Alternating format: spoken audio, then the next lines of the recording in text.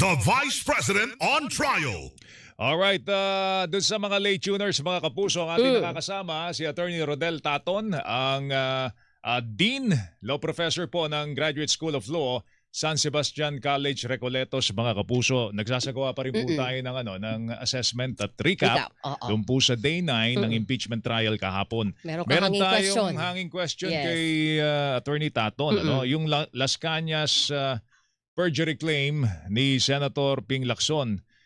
May nagtatanong, relevant pa ba yun? Considering na matagal ng panahon yon, marami ng mga supervening events, may mga nangyari na, may mga dagdag na mga ebidensya na weng tungkol dun sa crimes against humanity case laban naman kay dating Pangulong Duterte, kaya nga siya na aresto sa The Hague ngayon. Ano ba yan? Hindi lang si Las Cañas ang pinagbasehan ng kaso kay Digong. Pero yung ba relevant pa na i-open up ng defense yun, Attorney Taton? I think ang parte ng depensa naman, they can always question that kasi may mga statement si Matibag based on sa statement ni Las Cañas, no? And these are subject to objection because sabi nga hearsay evidence siya kasi you can only testify on what's the fact na nakita niya mismo and personally na perceive niya. Pero dito ang sabi nga ng presiding officer and the impeachment court, sabi niya the statement ni Las Cañas is only part of the statement or na mga testimonya ni Matibag, no? So maliban diyan, wala nang kinalaman ang affidavit ni Las Cañas dito sa impeachment court na to. Okay, pero maganda yung pinuto din kahit papaano ni Senator Robin Padilla kahapon. Ang isa bang testigo na paiba-iba ang testimonya ay maituturing na sinungaling? At may weight ba ang kanyang testimonya? That was a very tricky question, no? Ang pagsabi ng sa sinungaling kasi kung ikaw ang nasa prosecution, medyo kailangan mag-isip ka talaga doon, no? Pero I think the question on nagsisinungaling or truth, it's for the impeachment court to determine. As a judge, Senator Robin Padilla, that is his appreciation of these statements. But the prosecution said na ito ang statement ni Matibag tungkol kay Las Cañas ay only tungkol doon sa investigasyon na ginawa nila at hindi mismo sa affidavit na hindi na notaryo, na hindi na authenticate, at kasi dapat si Las Cañas ang mag-testify at magpapatunay ng katotohanan ng nasa loob ng kanyang affidavit. Sabi ni Nazen, yung kay Las Cañas ginamit na raw po sa ICC laban kay dating Pangulong Rodrigo Duterte. Sa panig ng depensa, nakita natin kung paano mag-cross, hindi ba, ay mag-direct at magpresenta ng kaso po ang prosecution. Sa panig ng depensa, ano yung malakas nilang argumento laban sa Article 4 na grave threat laban sa Vice Presidente? I think they're questioning on the credibility of the witnesses, no? Ang kanilang pagpapatunay na nagkaroon nga ba ng statement, so they're questioning the video and even the statements ni Matibag, no, and even the statements pati sa mga past events, no. Kung kami din ang nasa prosecution, yun din ang gagawin namin, questionin doon, no, ang pagpepresenta kay Matibag at sa ibang mga witnesses kasi they wanted to discredit these witnesses. Pero ang ginagawa naman ng prosecution dito ay klaro din, no, na magpapatunay ng kanilang articles of impeachment number 4, particularly dito sa mga sinabi ni VP Sara online and the violent statements nga. Yung video daw po ang tumatayo na pinakamabigat na ebidensya laban kay Vice Presidente dito sa Article 4. Do you agree? The video and the investigation na ginawa ng NBI. Kasi ang magandang discussion doon tulad nung kahit yung teacher pwedeng hulihin pero dito walang ginawa. Pero doon po sa pagkontra ng depensa doon sa authenticity ng video, yung ano ba yun? Yung pwedeng tanggapin o hindi yung video na yan bilang ebidensya laban sa Vice, nagawa po ba yun ng defense? Nagawa ng ang pag-question sa video. I don't think na nabasag doon kasi ang ang kagandahan dito sa ginawa ng NBI, which is common sa kung ikaw ay may criminal case ngayon, pupunta ka lang naman ng NBI tsaka PNP, yun lang naman pupuntahan mo para magpa-authenticate. Yes, oo. Halimbawa, may video ka na nakita sa Facebook na laban sa'yo, ipa-authenticate mo doon just to prove that this video exists. At the same time, may mga sinabi doon online and na-verify itong account na ito. And yun lang naman ang ginawa ng NBI din, no? Plus may mga suporta na mga statements ng mga witnesses din, no? So I think na-prove nila ito and they were quite successful on that. Yung puna ng mga senator judges about the double standard of justice na napansin nila, no? Doon sa kaso ni Mayor Baste at ni Vice President Sara Duterte at yung kaso nung mga previous nangyari, Weng, na nagbanta kay Presidente Yung Duterte, teacher. teacher si Ronnie Mas at marami pang iba na agad inaresto, agad kinasuhan, although na-dismiss yung kaso, di ba? Yes, oo. Pero Humingi ng tawad yun humingi ng tawad, Yes, oo. Pero ito, may mga public pronouncement, no? Si Mayor Baste, yung Oplan Romanov, tapos yung ulo ni Bongbong Marcos ang kailangan namin. Yung mga ganyan. Bakit hindi daw in-apply doon? Si BP agad sinampahan ng kaso, sasampahan ng kaso, in impeachment trial. Pero siya hindi na man lamang nagalaw. Hindi man lamang daw nasampahan ng kaso. I think dito, tama naman ang na-notice ng mga senador on this, no? Kaya dapat siguro, it's a matter of strictness sa law enforcement, no? And dapat naman pantay-pantay ang pagpatupad natin ng batas natin, no? And dapat mas strengthen ang lahat ng mga batas tungkol dito. Kasi ang bagal din mag-usad ang mga cases, for example sa false news, false information, mga disinformation na kumakalat, hindi nga maipasa-pasa no? Kasi sino may kasalanan ngayon dito? So, also, hindi lang ito enforcement measure na error ng NBI, kundi ang ating legislators also has to face these accusations against them. Na dapat, we have to be strict, we have to put a penalty kung magkano man dapat para at least ma-force ito and even the law enforcers can be liable for that. Yun nga, kayo seasoned lawyer na. Yan bang napapansin nyo? May double standard of justice pa talaga dito sa ating bansa? I think with all the things that are happening, no, and ako personally, I represented yung mga in the public interest cases that I handled.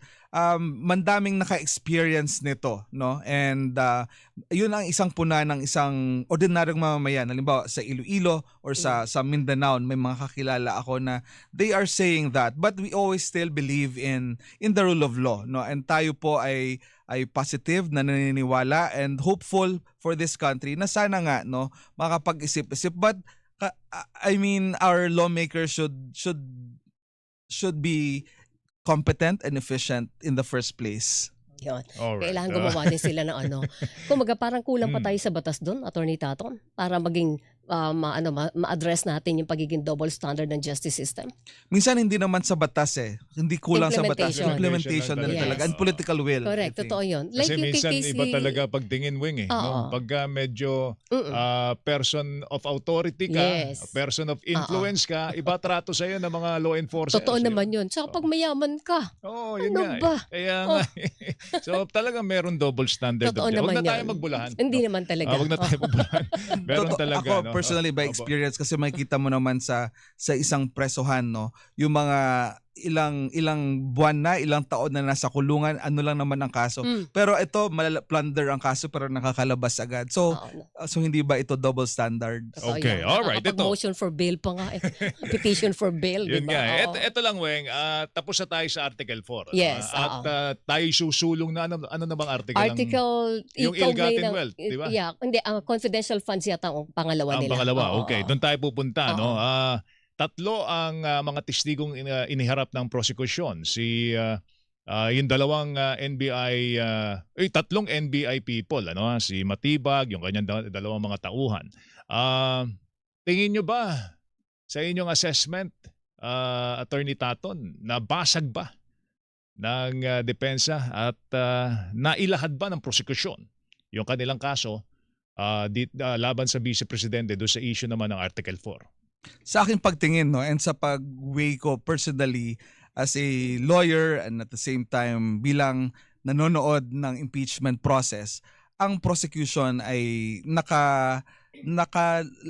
nailatag ng prosecution ang kanilang kaso, no, and walang masyadong nagawa din ang depensa dito maliban sa objections, although their objections are legal and valid in some points. However, ang prosecution ay mas mabigat sa aking pagtingin, no? And considering na ang threshold dito ng pagboto naman ay kung saan ang mas mabigat. Opo, pero attorney, ito kasi presentation ng prosecution.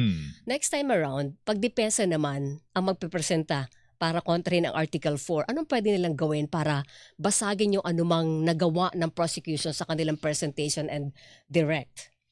Siguro kung ang isang halimbawa dyan siguro, makapagpresenta sila dito within the video, yung mga taong nasa video and nasa press con na yon, no, na online, makapagsabi sila na iba ang mga konteksto para, and kumbaga may trigger kung bakit nasabi ito ni Vice President Sara Duterte, no.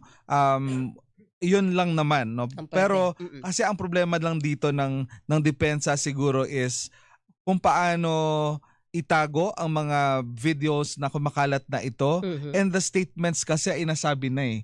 And ito ay laganap na sa buong social media. And I think ang mabigat doon kung paano ititake ito ng senator judges, 'di ba? Lalo na yung pinta na palagi natin tinatanong sa mga guests natin, Joel, kung yung bang grave threat ay would constitute or sapat ba ito para i-impeach mo, tanggalin mo sa posisyon ang isang vice presidente. Ito ay natanong na din at nasagot din ng prosecution. I really think that ang pagbibigay ng grave threat, no, sa presidente, tama nga, ako I agree with the statement ni Matibag na this translates to a national security concern. Kasi ang presidente ng Pilipinas ay ang pag-threat sa president ng Philippines ay may security issues. Pwede kasing mag-invite ng mga lawless individuals na gawin ito at isisi sa Vice President. Na I mean, for the Vice President also, it would be unfair kung may mangyari sa kanya na hindi naman dapat na para sa kanya, kasi yung alam naman natin na ngayon malakas ang kampihan, no, for the BBM, for VP Sara and all that, no, and it's something, and mas okay na din na we treat all these simple things like grave threat, whatever conditional man yan or walang condition man yan, kasi kung may impact ito sa national security, dapat lang na maalarma ang law enforcers po natin. Yung ang issue tungkol sa impact nito sa national security, medyo nabahala ako, Wen, kasi meron daw event na pinuntahan si Presidente sa Bataan. Di ba? Yung testimonya ni Director Matibag, sinasabi niya, meron daw sumigaw doon, barilin na yan! Barilin na yan! Ganon. So, sinasabi niya, ito yung offshoot of the threat made by the Vice President. Kaya yung mga simpleng tao na pumapanig sa mga kampo-kampo ay malakas ang loob na magbanta ng ganun. Yan yung sinasabi niyang kinetic force. Kinetic force, yun yung sinasabi. Nag-uudyok sa iba eh. I agree, no, kasi kahit sa Canada, 'di ba, kahit yung spokesperson may statements against her, and also kay President BBM also, no. So and these supporters are talagang supporter talaga, no. So hindi din natin ma-deny ang katotohanan na ang supporters pwede din lang gawin ang kung may parang nag-udyok, no, and sabi nga kinetic force. Alright, ito na. Yung ill-gotten wealth, Weng. Ito yung subject kung bakit nagpasupina ng bank, tax, tsaka yung mga AMLAC records, no? Ang impeachment court. Isa sa mga contention ay parang magiging fishing expedition daw po ito. Ito ba'y patas na pananaw, attorney? Pero bago sagutin, Attorney Taton po yan. Ay po magbibigay daan sa ilang mga paalala. Ang oras po natin, 8:42. Radyo na. TV pa. Labanan ng fake news. Dapat totoo.